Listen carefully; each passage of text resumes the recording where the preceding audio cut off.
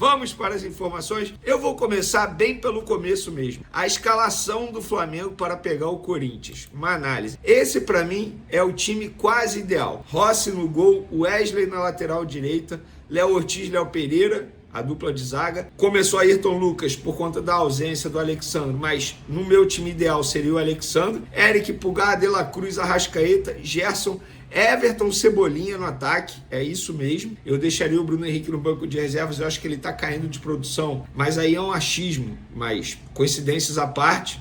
Desde quando veio à tona a polêmica envolvendo a situação fora de campo, ele caiu de produção e o Pedro no ataque sendo titular. Esse, para mim, seria o time ideal com o Alexandre na vaga do Ayrton Lucas. E aí veio a escalação, muita gente questionando, será que o Pedro vai aguentar? A gente vai falar sobre isso. Flamengo começando muito bem a partida, em todos os sentidos. Saída de bola perfeita com a dupla Léo Ortiz e Léo Pereira, que hoje eu considero a melhor dupla de zaga do futebol brasileiro. O Rossi participando bastante também na saída com os pés. O Wesley, chovendo molhado, elogiar a partida do Wesley, fez uma baita partida, sendo importante no setor defensivo, dando conta da marcação e sendo muito importante no ataque. É um jogador que é peça crucial no estilo de jogo do técnico Felipe Luiz. Ele utiliza muito o lado direito com o Gerson e o Wesley. E os dois trabalham em sintonia, não só dentro de campo e fora de campo, eles também são bem amigos. O Ayrton Lucas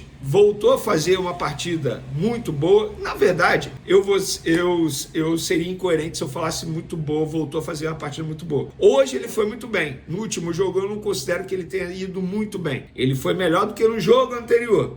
E ele está crescendo de produção. Ou seja, essa sequência de jogos do Alexandre fora foi importante para o Ayrton Lucas retomar a confiança. Não aquele bom futebol que o fez ir para a seleção brasileira. Mas contra o Corinthians, ele foi muito bem. Gostei da partida dele. Ajudou na defesa, ajudou no ataque. Foi muito bem o Ayrton Lucas. Eric Pulgar. Nossa senhora, o que vem jogando o Eric Pulgar, a partida que ele fez hoje, é um absurdo. É um absurdo, no bom sentido, obviamente. Gente, teve um passe que ele deu no segundo tempo pro Arrascaeta, que foi nojento. E aí a jogada prosseguiu, o Arrascaeta perdeu o gol, a arbitragem deu impedimento, mas ele não estava impedido. Deu para ver no lance que ele não estava impedido. Se fosse gol, o gol seria validado. Então, foi um passe absurdo. O Pulgar foi importante também em passe para quebrar a linha adversária, roubada de bola no meio de campo. Foi uma partida muito boa do Eric Pulgar. O De La Cruz, motorzinho, jogando muito bem. Ele tá bem fisicamente, deu para notar já que ele voltou à boa forma dele. O Arrascaeta, para mim, adianto logo, o melhor em campo. Gente, o que o Arrascaeta jogou hoje, sério, o Arrascaeta tava naqueles dias. E até o início da gravação desse vídeo aqui, artilheiro do Campeonato Brasileiro com 5 gols em 5 jogos, fora as assistências que ele tem dado nos jogos. São 3 assistências no Campeonato Brasileiro, se eu não me engano. Bola na trave, início do segundo tempo, ele chutou uma bola de canhota de fora da área, explodiu no travessão. O gol do Pedro, o segundo de pênalti, foi ele que sofreu falta dentro da área do Igor Coronado.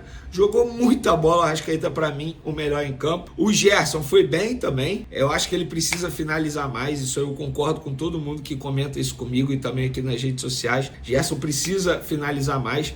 O Everton Cebolinha fez um bonito gol no início do primeiro tempo, o que condicionou muito o jogo, ajudou, facilitou a vida do Flamengo, porque o Corinthians teve que sair mais e com isso o Flamengo tirou proveito. Gostei do Everton Cebolinha no período que ele ficou em campo. E agora chegamos ao Pedro, gente. O Pedro é um absurdo. Teve um lance, não só pelos 2 gols que ele fez hoje, mas teve um lance no primeiro tempo que ele pegou, driblou, eu não sei se foi o Gustavo Henrique ou se foi o outro zagueiro. Nossa, ele deu um corte no zagueiro, mostrando. Nesse lance, ele driblou uns 2 ou 3.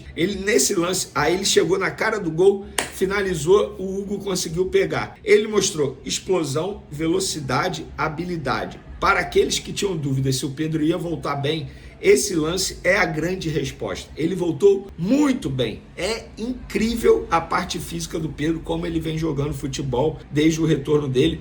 Inclusive, hoje ele foi substituído. Eu anotei aqui, deixa eu pegar rapidinho, gente. Ele foi substituído no segundo tempo, se eu não me engano, aos 35, mas eu anotei aqui para dar a notícia certinha aqui no canal para vocês. Vamos lá, Pedro substituiu para o Bruno Henrique e deixa o campo ovacionado pela torcida do Flamengo. Ele saiu aos 33 minutos do segundo tempo, ficou 78 minutos em campo, sem contar os acréscimos do primeiro tempo. Essa foi a maior minutagem do atacante em um jogo depois do retorno da grave lesão. Bom, pessoal, se alguém tinha dúvida se o Pedro tinha voltado, voltou com tudo, bora!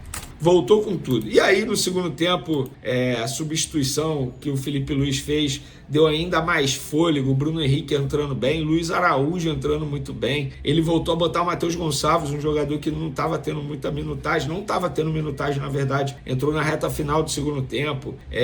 Foi a partida perfeita do Flamengo. A verdade é essa. 4-0, saiu muito barato para o Corinthians, poderia ter sido 6 ou até mesmo 7, nenhum exagero. Corinthians demonstrando uma dificuldade absurda para marcar o Flamengo. O setor defensivo do Corinthians perdidinho. O Dorival Júnior, futuro novo treinador, porque ele ainda não foi anunciado, estava no Maracanã assistindo em um dos camarotes, deve ter percebido que ele vai ter muito trabalho para ajeitar essa equipe, até porque o Memphis, ele foi substituído aos 31 minutos do primeiro tempo, com um problema físico ali, é o principal jogador do Corinthians, ele foi substituído, o Corinthians perdeu a sua principal peça do setor ofensivo. Então, mais uma partida muito boa do Flamengo. Acho que é uma espécie de cala-boca para aqueles que duvidavam do Felipe Luiz, se de fato o Felipe Luiz é um bom treinador. Gente, ele é bom treinador. E assim, eu vejo muita gente criticar o Flamengo por perder muitos gols. Eu vejo o lado bom. Perde muitos gols porque cria muitos gols. Muitas oportunidades. É óbvio que se aproveitar as oportunidades é muito melhor. Mas dos males o menor, pelo menos o problema é que está perdendo, né? A falta de criação. Olha o Corinthians, por exemplo. O Corinthians não tem criação de jogada. O Corinthians não cria, não faz nada. E tem bons jogadores no setor ofensivo, mas não consegue criar. O Flamengo já cria muitas oportunidades. Se conseguisse aproveitar mais as chances, inclusive hoje foi 4-0, mas poderia ter sido 6, repito, que não soube aproveitar as oportunidades que criou. Então foi uma partida perfeita do Flamengo, gostei demais. Parabéns aos jogadores, parabéns também à torcida do Flamengo, que lotou o Maracanã, fez uma bonita festa. Muita gente criticando a torcida do Flamengo aí no começo do Campeonato Brasileiro, em transmissão inclusive, mas eu prefiro elogiar a torcida do Flamengo, que mesmo com o ingresso caro está se fazendo presente no Maracanã. Informações agora, galera. Uma curiosidade, o Bruno Henrique vai chegar a 300 jogos assim que ele entrar em campo, pode ser contra o Corinthians nesse domingo, e vou te falar, cara, que jogador é o Bruno Henrique. Infelizmente tem essa situação envolvendo o extracampo, que eu acho que está afetando o desempenho dele, mas eu fico muito feliz de estar acompanhando o sucesso do Bruno Henrique com a camisa do Flamengo. Para mim é muito ídolo, eu considero o Bruno Henrique muito ídolo, um jogador extremamente importante. A melhor temporada dele com a camisa do Flamengo, pelo menos até o momento, foi em 2019, quando ele fez 62 jogos, caramba, é muito jogo, 35 gols e 15 assistências. Ele jogou muita bola em 2019. Eu falo sem medo, Bruno Henrique foi o jogador mais importante em 2019. Tudo bem, o Gabigol fez os gols na final da Libertadores, a Arrascaeta jogou muita bola, mas, gente, o que o Bruno Henrique fez em 2019 foi assustador. Não à toa ele foi eleito o Rei da América na ocasião. Vamos lá, falando sobre esse jogo de domingo, repito, casa cheia, ingressos esgotados. Gonzalo Plata treinou normalmente nesse sábado e será relacionado para pegar o Corinthians, tá? Caso ele não volte a sentir dores no joelho de hoje para amanhã, ele está convocado pelo técnico Felipe Luiz. A baixa continua sendo Alexandre, com edema muscular, vai para o terceiro jogo seguido como desfalque do Flamengo. Então, triste notícia aí envolvendo Alexandre, que eu acho que é um jogador, para mim, titular absoluto na lateral esquerda. Uma atualização sobre uma informação que a gente trouxe no último vídeo, galera. O processo do empresário do Tite, o Gilmar Veloz, Anselmo Góes, publicou e eu confirmei. Eu tive acesso à petição do processo e tá aqui, ó, classe, execução de título extrajudicial, aí um documento de 7 páginas, e o valor exato da causa é de R$ 174.767,21, referente à última parcela mais juros do pagamento da comissão dele. Na ocasião, a ex-diretoria do Flamengo fechou o seguinte: R$2,5 milhões pela comissão, e esse valor seria pago em 15 parcelas. O Gilmar Veloz alega que a 10ª 15ª parcela não foi quitada pelo Flamengo e ele está cobrando na justiça aí do Flamengo. O departamento jurídico do Flamengo ainda aguarda a chegada do documento para poder analisar o processo e responder. Mas, enfim, agora é aguardar. Pessoal, essa semana aí, mudando de assunto aqui agora, né? Vamos falar agora de mercado da bola. Jorginho, já vou falar de Jorginho. Mas o atacante Igor Paixão, destaque lá do Feyenoord da Holanda, ele é cria do Curitiba, tá lá no time holandês desde 2022.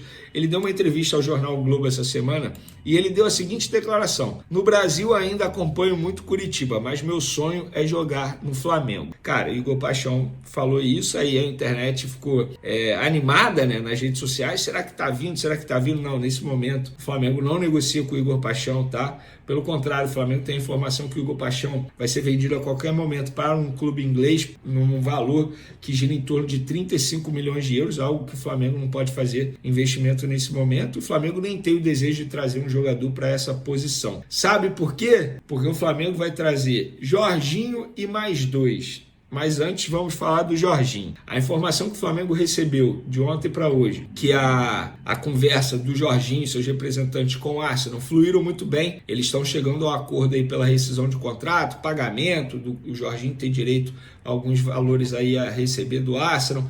Então eles estão ajustando isso. Em breve eles vão rescindir e aí o caminho vai ficar livre para o Flamengo. O Flamengo está extremamente animado e, como que eu posso dizer, confiante para ter o Jorginho para o Super Mundial já. Por isso que o Jorginho está trabalhando na rescisão de contrato com o Arsenal para poder assinar com o Flamengo o quanto antes e ficar à disposição do Flamengo para o Super Mundial. Repito, o Flamengo está muito confiante, acha que isso vai acontecer em breve, nos próximos dias. Não, os advogados ainda não entraram em cena para poder fazer os contratos, ainda não teve isso. O Flamengo recebeu a resposta dos empresários do atleta e também da diretoria do Arsenal, porque o José Butto tem uma ótima relação com o dirigente do Arsenal e também com o treinador do Arsenal. Então, o José Butto, pelo que essa pessoa me disse no Flamengo, recebeu essa informação de bastidor, dizendo que a situação está muito próxima de ser definida entre Jorginho e Arsenal, para ele poder assinar o contrato em definitivo com o Flamengo. Ele fechando com o Flamengo, vínculo de 3 anos, até o meio de 2028, base salarial já está extremamente ajustada. E além do Jorginho, o Flamengo vai trazer mais 2 reforços nessa janela de transferência. Quais posições? Um meia, para teoricamente brigar por uma vaga com o Arrascaeta, ou até mesmo ser titular quando o Arrascaeta não ficar à disposição, e um atacante de ponta.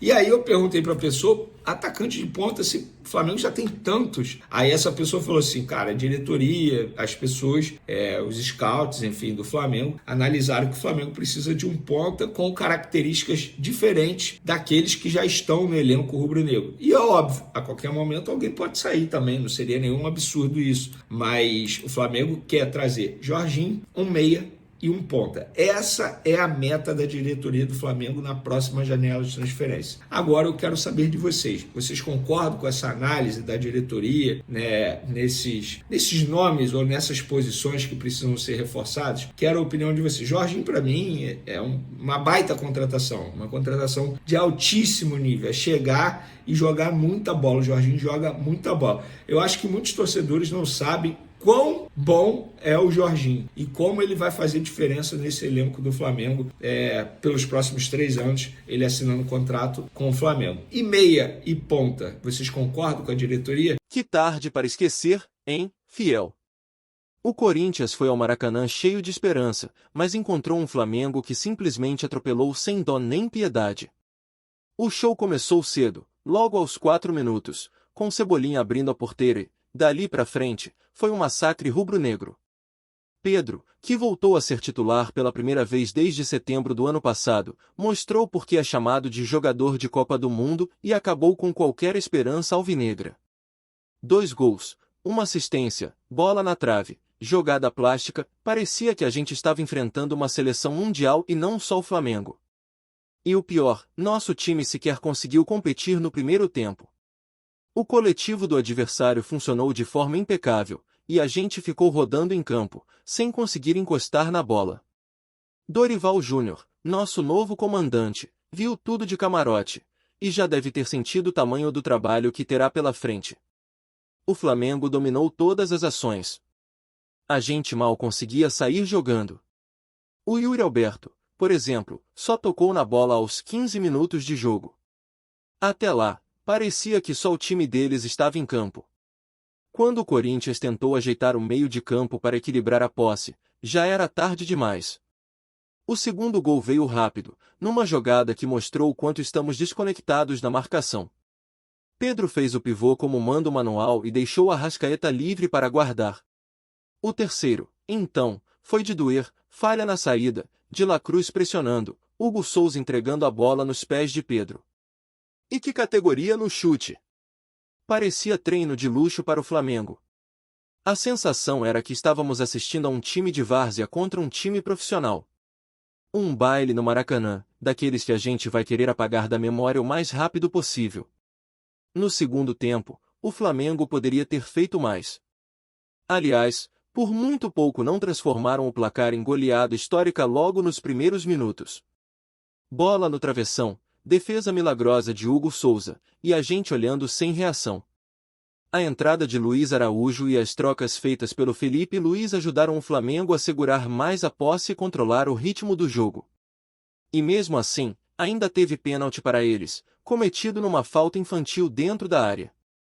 Pedro, em tarde inspiradíssima, foi lá e fez o quarto gol, para coroar sua atuação monstruosa. Saiu ovacionado enquanto a gente, corintiano, engolia a seco a humilhação. Nem as entradas de Bruno Henrique e Plata mudaram o cenário. O Flamengo seguiu administrando e nas apenas tentando evitar uma catástrofe ainda maior. Foi uma tarde amarga. A gente já sabia que enfrentar o Flamengo no Maracanã seria difícil, mas o que vimos foi um time sem alma, sem estratégia, sem reação. E isso diante dos olhos atentos de Dorival Júnior, que já deve ter anotado muita coisa no seu caderninho. A diferença de intensidade, de postura e de organização entre as equipes ficou gritante. O Flamengo, com a vitória, assumiu a liderança do campeonato e, cá entre nós, se continuar jogando desse jeito dentro de casa, vai ser difícil alguém parar. Já o Corinthians precisa urgentemente de mudanças. Não é só na escalação, é na postura, na atitude. Domingo foi o retrato de um time que precisa entender que vestir essa camisa é compromisso de entrega total. Dorival, seja bem-vindo ao caos. Que você consiga, com sua experiência, fazer esse time voltar a ser Corinthians de verdade. Agora é levantar a cabeça e focar no que vem pela frente. A estreia de Dorival Júnior já está marcada para quarta-feira, na Copa do Brasil. E olha, a gente precisa de uma resposta rápida. A temporada ainda está no começo e, apesar da pancada sofrida, temos campeonato para recuperar. Mas para isso, o Corinthians tem que mudar radicalmente, mais intensidade, mais compactação, mais seriedade. Porque a camisa do Timão é pesada demais para a gente aceitar esse tipo de humilhação. Vamos virar essa página vergonhosa no Maracanã e focar no que importa, reconstruir a confiança, reconquistar a torcida e fazer o Corinthians voltar a ser respeitado em qualquer estádio do Brasil. Bora pra cima, porque aqui é Corinthians, e desistir não faz parte da nossa história.